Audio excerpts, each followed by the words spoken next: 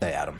So let me begin by saying I think it's unfortunate where we find ourselves right now, both from the team standpoint and the players. I mean, we're coming off tremendous momentum in the WNBA. It's not lost on anyone.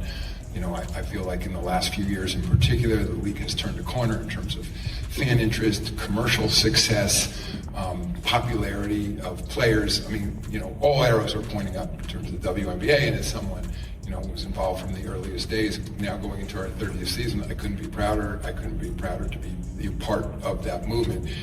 I'm not ready to set a drop dead date, but I will say, as I look at the calendar. That's not the Adam Silver we're used to hearing.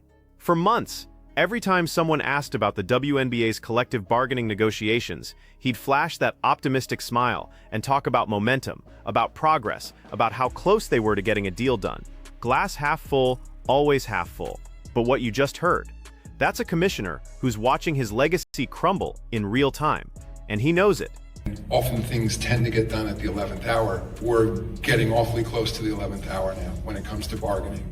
I'm encouraged there has been more back and forth over the past few weeks. I think there's been, more direct engagement from players and team owners. I have not been at the table, but I'm very involved behind the scenes. I want to play whatever role would be most productive in getting a deal done. But again, I think we need to now move towards the next level sense of urgency and not lose momentum in terms of the amazing amount of progress we've seen in the women's basketball. Let's break down what he's really saying here, because this is where it gets serious. 2 months until training camps open. Not one draft to organize, but 2 separate drafts. The expansion draft for the new teams, plus the collegiate draft. Then squeeze in free agency. Then get lawyers to finalize whatever agreement they manage to scrape together. That's an impossible timeline, and he knows it. But here's what makes this even more significant. This is the first time Adam Silver has publicly acknowledged they're running out of time. Not we're making progress. Not both sides are committed to getting this done. He's essentially admitting they're on the edge of disaster. Players flopping all over the place. Referees clearly in bed with betting sites. You have Giannis Antetokounmpo in bed with Kalshi. Everybody sponsored by DraftKings, FanDuel, and Polymarket and all these other markets that surround betting. You have players getting caught for betting, a la Terry Rozier, a la Michael Porter Jr.'s brother, Jonte Porter. So the NBA is in a very dark place right now in terms of the actual product it puts out and in terms of the news surrounding the product that it puts out. If Adam Silver is also in charge while the WNBA collapses, Now think about what's actually at stake here for Adam Silver personally, because nobody's really talking about this angle, and it's massive. The NBA product right now, it's in free fall. The 2025 All-Star Weekend in San Francisco was practically empty. Fans aren't showing up because the game itself has become unwatchable. It's three-point shooting contest with players flopping around and referees who are way too cozy with betting sites. You've got Jonte Porter caught betting on games, Terry Rozier under investigation. DraftKings and FanDuel sponsoring everything in sight while the league pretends there's no conflict of interest. The actual basketball has become secondary to the gambling apparatus that's been built around it. And all of this is happening on Adam Silver's watch.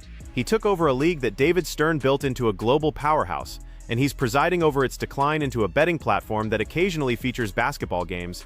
That's his NBA legacy, and it's not pretty. Goes. He would be responsible for pretty much ruining American basketball as it is. If the NBA product continues down this dark path that it's down, and it doesn't look like it's slowing down, they're hiring freaking streamers, social media influencers to go to this game to try to hype up the product. That's how bad it's been. If it continues down that path and the WNBA folds, American basketball on Adam Silver's watch fails, crumbles and fails. So from a legacy standpoint, I'm not sure if anybody has actually relayed that information to him. Again, I'm team owners over here. I don't want the owners to capitulate anymore. I don't want them to give up anymore. They've already been bending over backwards throughout this whole entire negotiation process. But from a legacy standpoint, I'm not sure if Adam Silver understands that he is going to go down as the worst commissioner in the history of all of sports. In the history of all of sports. NBA, NFL, MLB, NHL. He's going to go down as the worst. When he took over the NBA compared to what it is now, it is incrementally worse.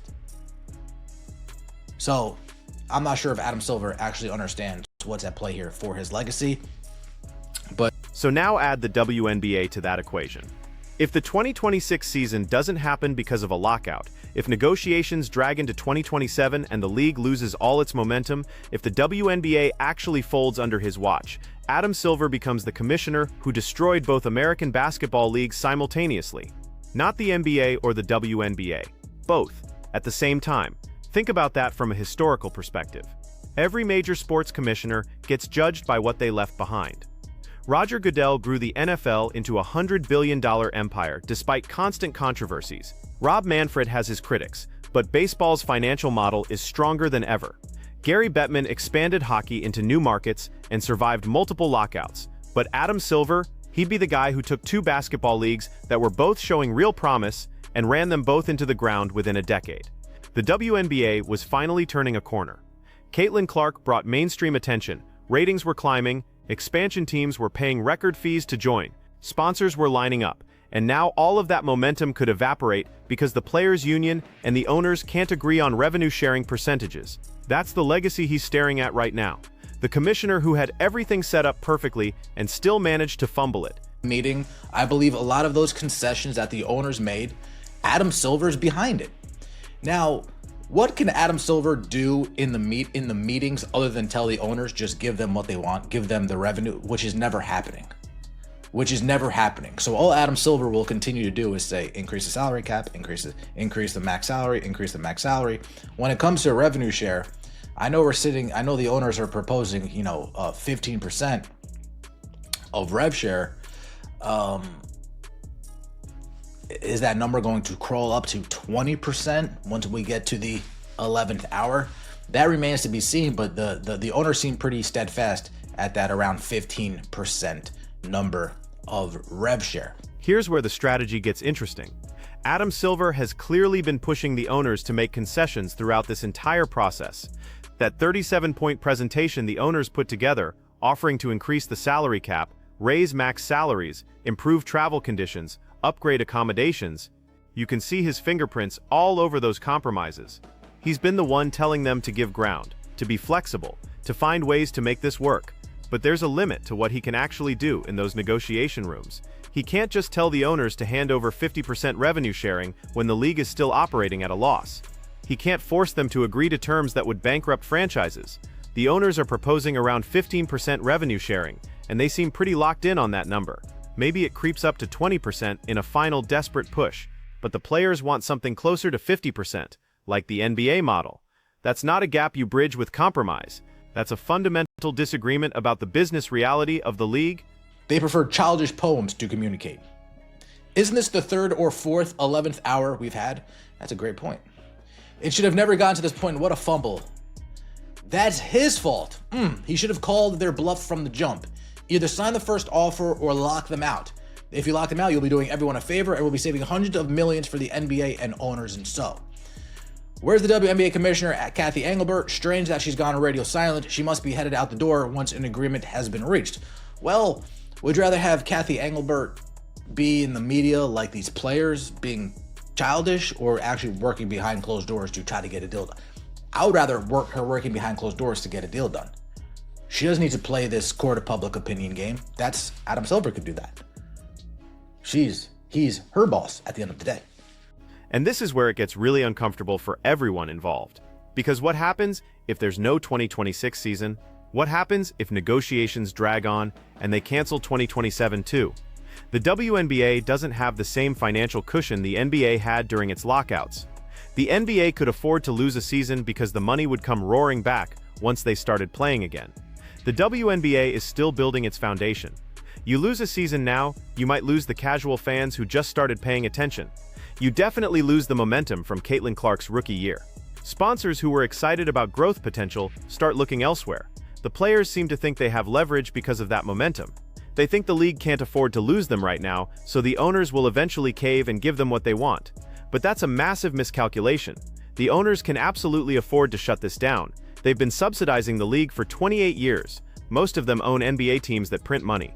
They're not going to agree to a deal that locks them into financial obligations they can't sustain just because the players are threatening to sit out. In the comment section below, I appreciate all the support. We are approaching the 11th hour, Adam Silver says. See you next time, and as always. So we're approaching the 11th hour, as Adam Silver says. Except we've been at the 11th hour multiple times already in this process. Every few weeks, someone declares this is the critical moment, the final deadline, the point of no return. And then the deadline passes and nothing happens and we reset the clock for another few weeks. That's not sustainable anymore. Here's what actually needs to happen. The players' union leadership needs to accept reality. They're not getting 50% revenue sharing. They're not getting an NBA-style deal where revenue is split down the middle. The financial situation of the WNBA doesn't support that model, and no amount of social media pressure or public statements is going to change the math. The league lost money last year. It's projected to lose money this year, even with increased revenue. The owners are already putting in more money than they're taking out. The best deal available is probably somewhere around 20 to 25% revenue sharing, with guaranteed salary increases over the length of the contract, improved benefits and working conditions, and a mechanism to increase the revenue split if the league hits certain financial benchmarks. That's a good deal. That's a deal that reflects the current reality while building an upside if the growth continues. But it requires the union to stop playing to the crowd and start negotiating seriously. And if they don't, if the union decides to hold out for terms the owners can't agree to, then we're looking at a lockout. Maybe the entire 2026 season gets canceled.